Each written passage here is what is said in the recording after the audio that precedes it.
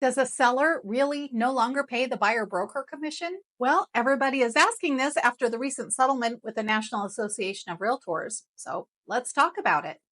Hello, Stephanie Rosello here, your friendly Michigan realtor. And here's what you need to know about the NAR settlement and how it's going to affect you in the future as a buyer and a seller. There are two major changes coming to real estate due to this settlement. The first of which is that listing brokers are no longer allowed to disclose what the seller is offering a buyer's broker as compensation.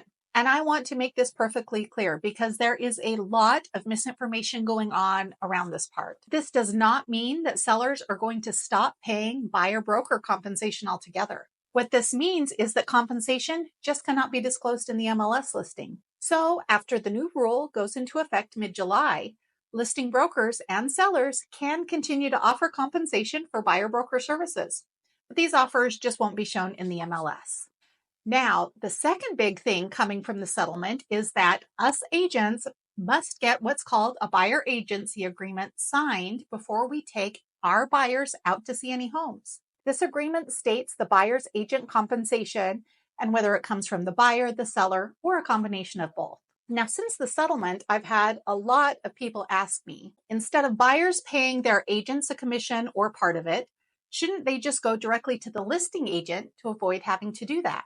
Well, buyers have always had the ability to do this, but in my opinion, it is very dangerous and risky and is not a smart move. What buyers need to understand is that the listing agent was hired by the seller.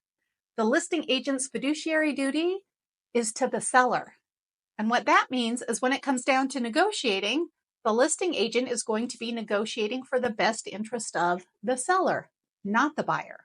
Now, this is why it's more important now more than ever for buyers to realize they need to hire an agent with experience in negotiating in the market they're looking to move to, and someone who's really going to fight for their best interest. The reason I'm sharing and clarifying this information is to show potential clients the value that I bring and the knowledge that I've gained in my 7+ years in real estate. I hope you as sellers, but especially now you as buyers, really do your homework and hire an agent who's going to bring some value when helping you with one of the biggest purchases you're going to make in your life.